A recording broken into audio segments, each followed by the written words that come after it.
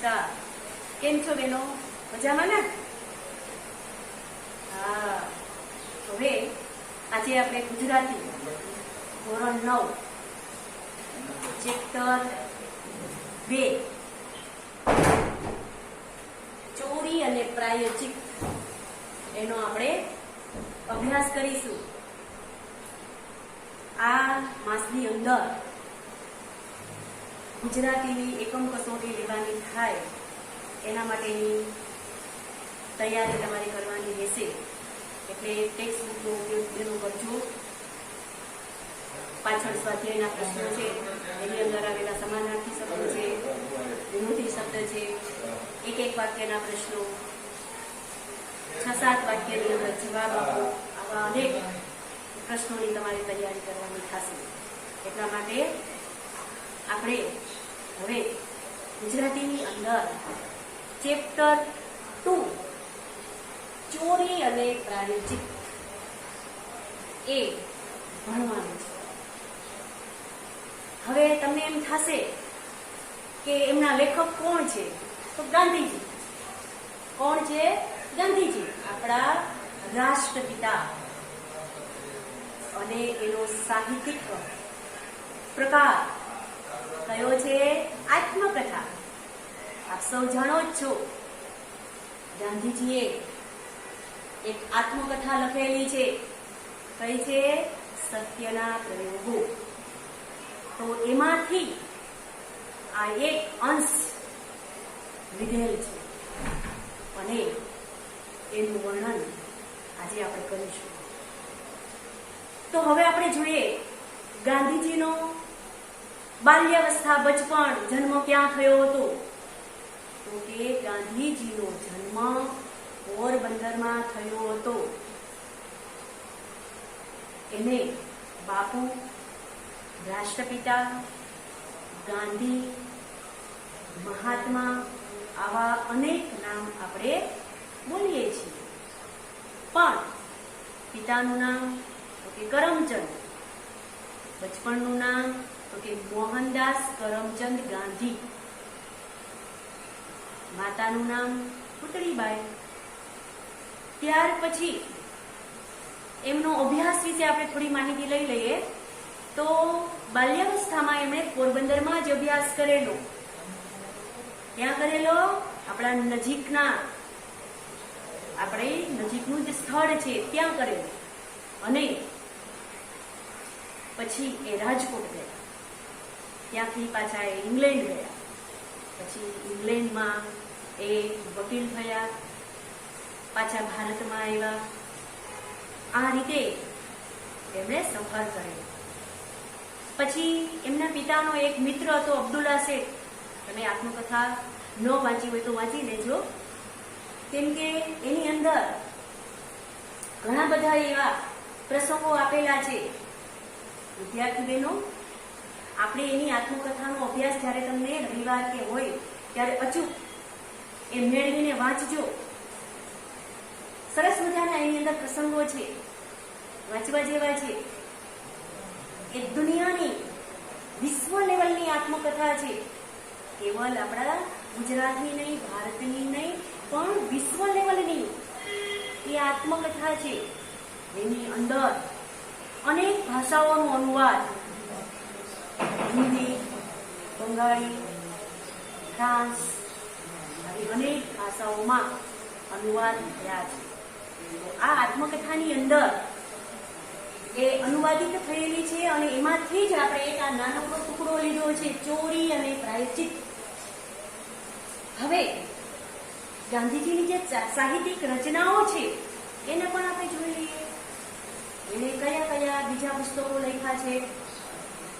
તો કે દક્ષિણ આફ્રિકાનો સત્યાગ્રહનો ઇતિહાસ, પછી આરોગ્યની ચાવી, અનાસક્તયો, હિન્દ સ્વરાજ્ય અને મંગળ પ્રભાત. આવા અનેક પુસ્તકો ગાંધીજીએ આપણને આપ્યા છે. ખૂબ વાંચવા લાયક છે. ગાંધીજીનો અક્ષરદેહ, એમના અનેક એવા લેખો એની અંદર સંગ્રહિત થયેલા છે. તો તો આ હતી એ સાહિત્યિક વાત. હવે આપણે પાઠનો ટૂંકમાં જે બોધ છે એનો સાર છે જોઈએ કે આ આત્મકથાની અંદર શું છે તો કે ચોરી, આપણે શીર્ષક જ એવું છે, ચોરી કરી લીધી છે. પછી તો કે શેની ચોરી કરી છે એવો પણ પ્રશ્ન થાય છે. તો કે બાલ્યાવસ્થામાં, બચપણમાં જ્યારે 12-13 વર્ષના હશે એ સમયે એણે એમના કાકા બીડી પીતા હતા, બીડીના ખુફિયાઓ જોયા છે. એમની ઘરે સાકર હતો જે લોકર કહી શકાય છે. એમના ખિસ્સામાં 2-4 ડોકડા હતા ને, એ ક્યારેક ક્યારેક આવી બીડી પીવાની આદતને કારણે પૈસા તો ન હોય, નાના હોય તો હોય આપણી પાસે પૈસા ન હોય, એટલે બીડી ક્યાંથી લેવે એ પ્રશ્ન હતો. એટલે એમના ડોકડાઓ ચોરી લે. એટલું જ નહીં, બીજી પણ એને ચોરી કરી છે. ભાઈનું, માંસાહારી ભાઈનું દેવું થઈ ગયું હતું. હવે ભાઈ પણ ચિંતા કરે છે અને ગાંધીજી પણ ચિંતા કરે છે, શું કરવું? એવામાં એને યાદ આવે છે ભાઈએ નક્કર સોનાનું કડું પહેરેલું હાથમાં, અને એ કળામાંથી 1 તોલા જેટલો ભાગ કાપીને જે દેવું હતું ત્યારે આપ્યું. એ વાત છે. અને પછી પિતાજીને એકરાર કરે છે, ભૂલ સ્વીકાર કરે છે. પિતાજી એકદમ ગુસ્સાવાળા હશે, ક્રોધી સ્વભાવના, પણ ગાંધીજીએ ભૂલ સ્વીકારી, કબૂલાત થઈ એટલે એને ક્ષમા આપી દે છે. તો આ પાઠમાં એક અહિંસાનો પાઠ અને બીજું પ્રામાણિકતા, નિખાલસતા, આવી ભાવના આ પાઠની અંદરથી આપણને આ પાઠનો શુભ શરૂઆત કરીએ. શું છે તો કે ચોરી અને પ્રાયશ્ચિત આત્મકથા છે. એક નાનકડો ભાગ છે જેની અંદર ગાંધીજી અને એના એક મિત્ર, એટલે કે એના સગા એવું કહી શકીએ ને, એ બંને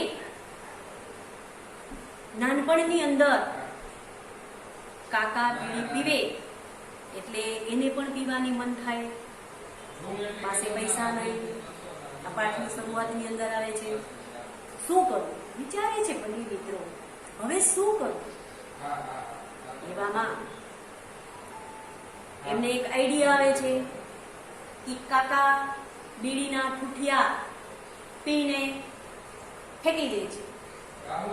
બીડીના ઠૂઠિયા એટલે કે બીડી પીને શું કરવાનું છે તો કે બીડી પીધેલી હોય એનો વધેલો ભાગ, એ આપણે શબ્દાર્થમાં જોઈએ, બીડીના ઠૂઠા, બીડી પી અને પછી પાછળથી જે વધે ને ભાગ એને બીડીના ઠૂઠા કહેવાય, એ ફેંકી દે. એ ફેંકેલા ભાગમાં પાછું સળગાવે, ધુમાડો કાઢે. આમ તો એ બંને મિત્રોને કઈ ખ્યાલ નહીં કે એ પીવામાં મજા આવે છે, એની ગંધ કેવી છે, બીડી પીવાથી શું ફાયદો થાય છે, એમાં એને કશી ખબર હતી નહીં. પણ માત્ર ને માત્ર એને ધુમાડા, પીવામાં જે ધુમાડા નીકળે ને એમાં એને રસ. અને બંને મિત્રો આ રીતે કાકાએ પીધેલી બીડીના ઠૂઠિયાઓ ચોરી લાવતા. આજે બીડીના ઠૂઠા છે એ ચોરી લાવે અને પછી એને સળગાવે અને થોડી ઘડી એ આનંદ મેળવે, મજા કરે. અને આ રીતે ખાસ કરીને એ આનંદ લૂંટતા હતા. વળી એમાં એને મજા ન આવી, કેમ કે આમાં તો બસ ઘડીક વાર ધુવાળા નીકળે, એ સળગે અને બુઝાઈ જાય. વિચારે છે એવામાં એનો જે ચાકર હતો, ચાકર એટલે ખાસ કરીને એક નોકર, જે શું કરે છે, ચાકર એટલે કે નોકર, ચાકર એટલે કે નોકર એ શું કરે છે તો કે એના ગજવામાં 2-5 દોકડા હોય છે. એ દોકડાઓ ચોરવાનું કામ કરે છે. ક્યારેક 1 ચોરી, ક્યારેક 2 ચોરી. આમ સમય વીતતો જાય છે અને એમાં પણ એની મજા ન આવી, કેમ કે ઢોકળા ચોરીને બીડી ખરીદે, એને સંઘરવી ક્યાં? કોઈ વડીલ જોઈ જશે તો? આ તો વડીલોની આજ્ઞાનું વિરુદ્ધની વાત છે. આવું પણ આપણે કરાય નહીં, એવું બંને મિત્રો વિચારે છે. હું અને મારો મિત્ર વિચારીએ છીએ. કોણ એમ કે છે? ગાંધીજી.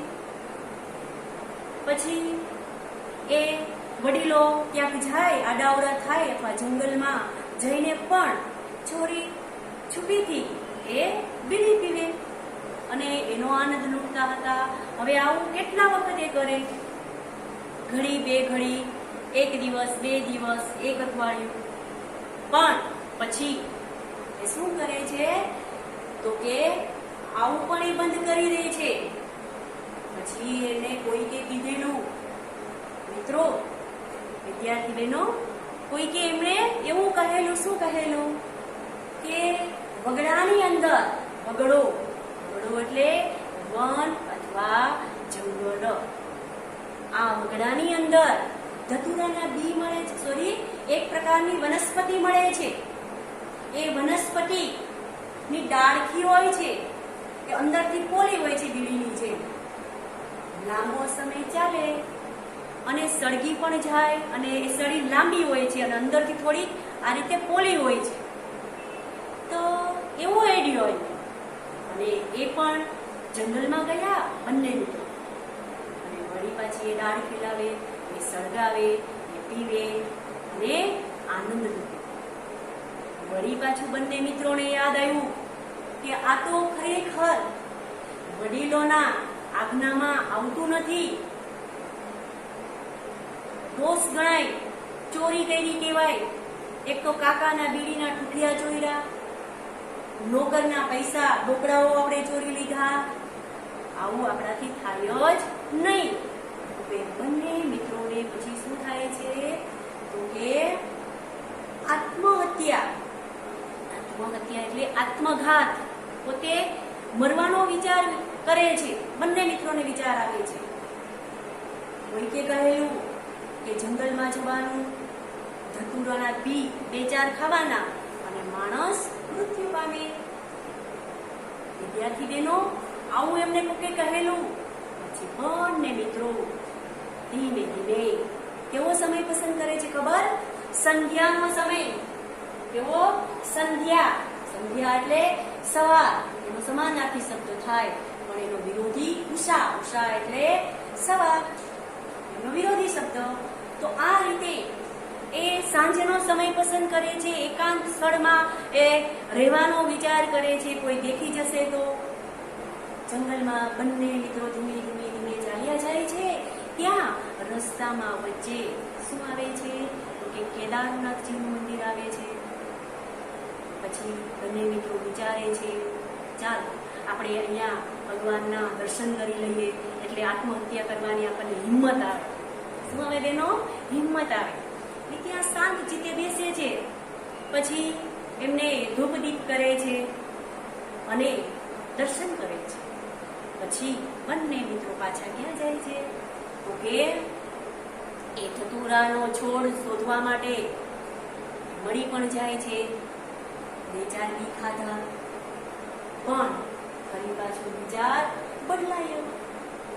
બંને મિત્રો વિચારે છે કે આમ કઈ ધતુરાના ડોડવા એટલે ધતુરાના ઝીંડવા, જે ખાવાથી મનુષ્ય મૃત્યુ પામે, એટલે એ શોધે છે.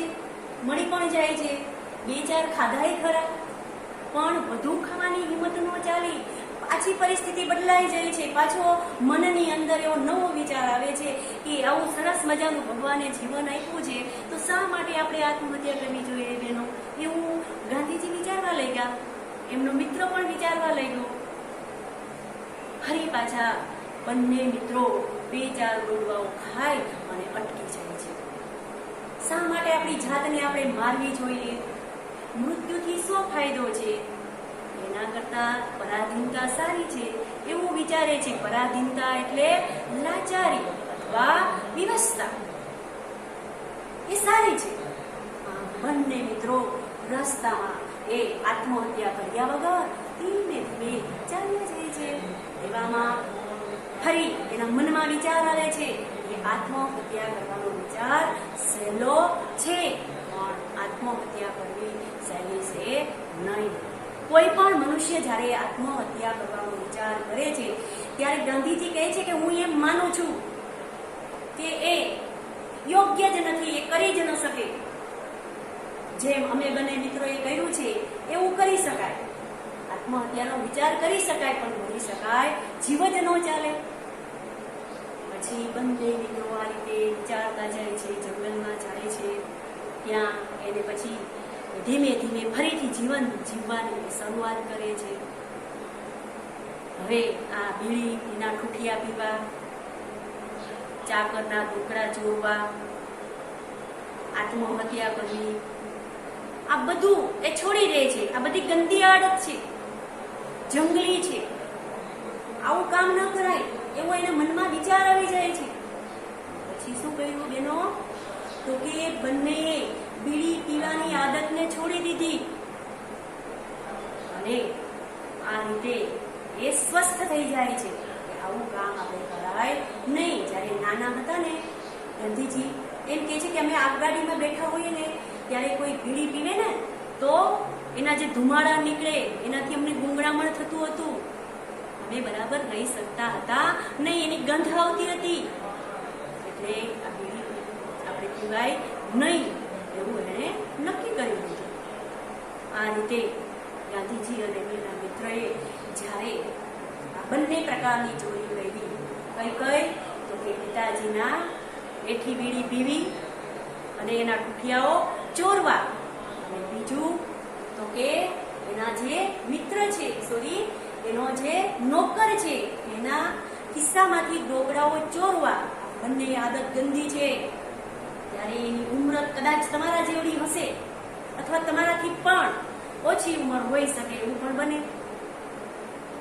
પછી બીજી એક ભયંકર ગંભીર ભૂલ ગાંધીજીએ કરી છે, અને એ કઈ છે તો કે એમનો જે માંસાહારી ભાઈ હતો એમના માટે એક દેવું થઈ ગયું હતું.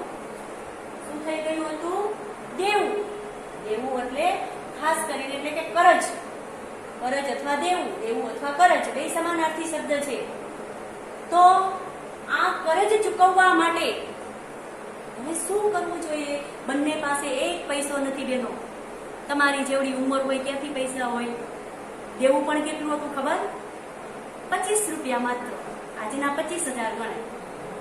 પણ છતાં હવે શું કરવું એવું વિચારે છે. પછી ગાંધીજી અને એમનો ભાઈ બંને વિચારે છે. ગાંધીજીના ભાઈએ હાથમાં એક નક્કર એટલે કઠણ સોનાનું સુવર્ણ કડું પહેરેલું હતું.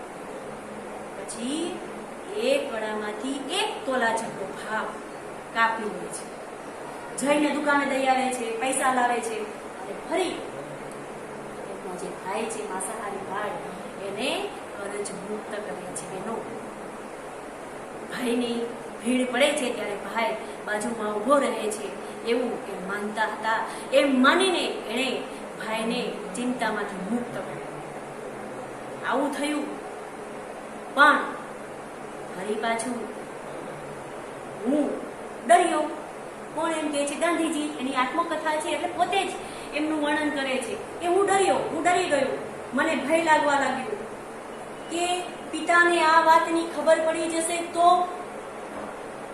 પિતા મારશે, તાડન કરશે. તાડન કરવું એટલે મારવું. તાડન કરવું એટલે મારવું. મારશે તો, માથું કૂટશે તો ગુસ્સે થશે, ક્રોધે ભરાશે. કેમ કે પિતા એકદમ ક્રોધી સ્વભાવના હતા. એટલે બેનો એને એમ થયું કે મારે પિતા પાસે મારી ભૂલનો મારે એકરાર કરવો જોઈએ. એકરાર એટલે સ્વીકારી લેવી જોઈએ. હવે આ કઈ રીતે સ્વીકારાય વિચારે છે. એક નવો આઈડિયા આવે છે. સામે બોલવાની તો હિંમત ન હાલે, જીભ ન ઉપડવી એક રૂઢિપ્રયોગ છે. શું છે? જીભ ન ઉપડવી એક રૂઢિપ્રયોગ છે. બોલવાની હિંમત ન ન હોવી, જીભ ન ઉપડવી, બોલવાની હિંમત ન હોવી. એટલે એને શું કર્યું બેનો ખબર છે? એક ચિઠ્ઠી લખી, કાગળની ચિઠ્ઠી. અને એ ચિઠ્ઠીમાં એણે પોતાની ભૂલનો સ્વીકાર કરી લીધો. કઈ કઈ ભૂલો હતી ખબર છે? બીડીના ઠૂઠિયા, લોકરના દોકડા, અને છેલ્લે ભાઈના મોટામાં મોટી ચોરી તો ભાઈના કડું હતું. સ્વીકારીને એ એમ કહે છે બેનો, શું કહે છે કે હવે હું આવી કોઈ દી ભૂલ કરીશ નહીં, હું પ્રતિજ્ઞા લઉં છું. નિખાલસ પણ એકરાર કરી લે છે. પછી ચિઠ્ઠી લઈને પિતાજીની આગળ જાય છે. ચાલતા જાય છે, પગ ભારેખમ થઈ જાય છે, ચલાતું પણ નથી. પિતા કંઈક મારશે તો, તાડન કરશે તો. પણ જે સમયે ગાંધીજી, આપણા લેખક ત્યાં જાય છે ને, ત્યારે એના પિતા એક ગંભીર રોગથી પીડાતા હતા. એ રોગ છે અગંદર. અગંદર એટલે કબજિયાતમાંથી થતો એક રોગ છે. એ ખાટલા ઉપર સૂતા હતા અને વચ્ચે પાટિયું રાખતા હતા. એવા રોગથી એ પીડાતા હતા. એવામાં આપણા લેખક, આપણા ગાંધીજી એમના પિતાજી પાસે ધ્રુજતા જાય છે. પગ ભારેખમ છે, ચિઠ્ઠી હાથમાં દેવાની હિંમત હાલતી નથી, સામું જોઈ પણ શકતા નથી. આવું બધું થાય છે. છતાં એ કઠણ હૃદયે પિતાજીને ચિઠ્ઠી આપે છે. એવા સમયે પિતાજી એકદમ મહા રોગથી પીડાતા હતા, અગંદર નામના રોગથી.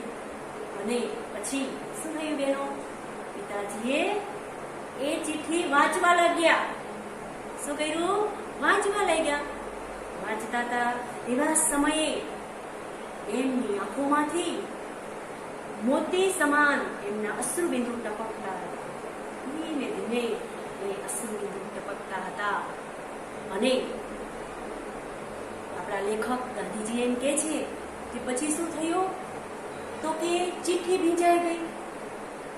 ખૂબ દુઃખી થયા લેખકના પિતાજી. લેખક આપણા એટલે કે ગાંધીજી પણ દુઃખી થયા. એમને પણ ખૂબ દુઃખ થયો. એમના પિતાને દુઃખી હૃદય જોઈને એમને પણ એટલો બધો દુઃખ થયું. એમ કે છે ટેક્સ્ટ બુક્સની અંદર, આપણી પાઠ્યપુસ્તકની અંદર એવું કહે છે કે હું ચિતારો નથી. ચિતારો એટલે એક ચિત્રકાર. જો હું ચિતારો હોત તો હું એ આજે આલેખી શક્યો હોત. પણ છતાં એમનું એ દ્રશ્ય પિતાનું આજે પણ એ જોઈ શકે છે કે આંખ સામે આવી રહ્યું છે.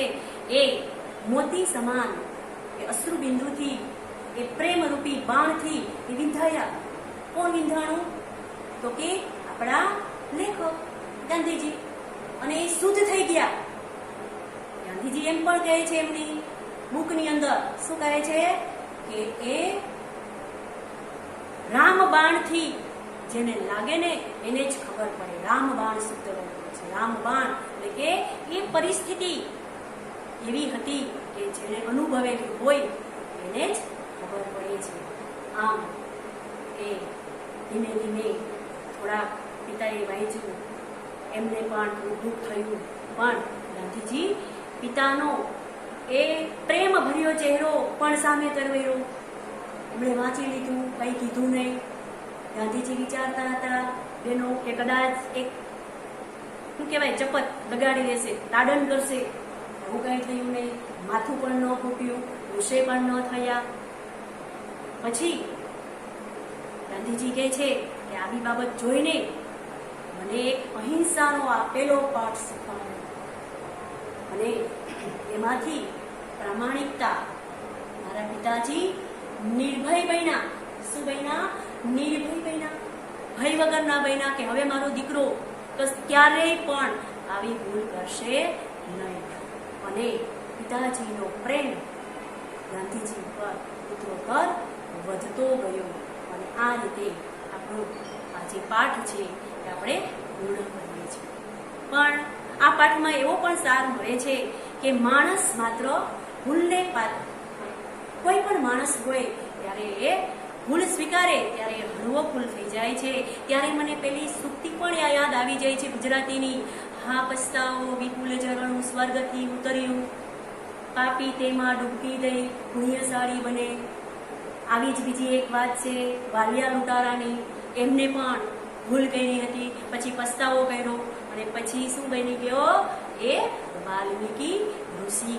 તો આ રીતે કોઈ પણ માણસ હોય એમાં કોઈ ઉંમરને લેવા દેવા નથી બેન, નાની હોય કે મોટી ઉંમર હોય, પણ દરેક મનુષ્યને ભૂલ થાય છે. પણ એ ભૂલનો એકરાર કરી લેવો જોઈએ.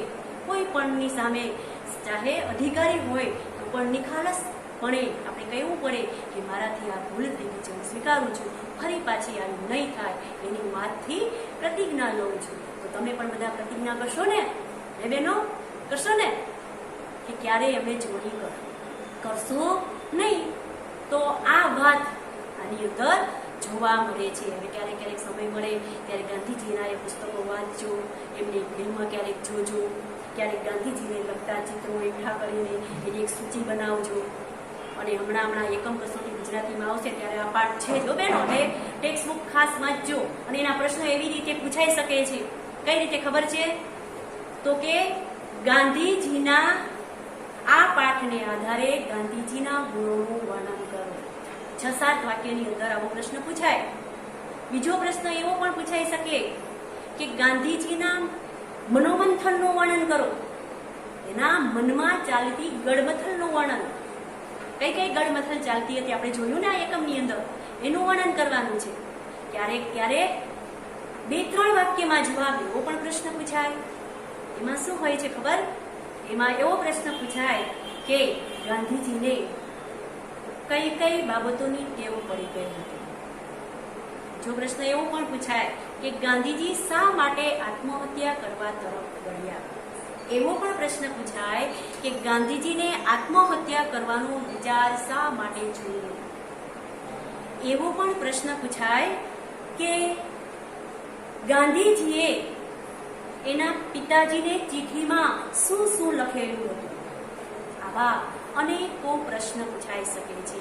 એક વાક્યમાં પણ પ્રશ્ન પૂછાય કે ગાંધીજીનું બચપણનું નામ શું હતું, એમના માતા પિતાનું નામ શું હતું.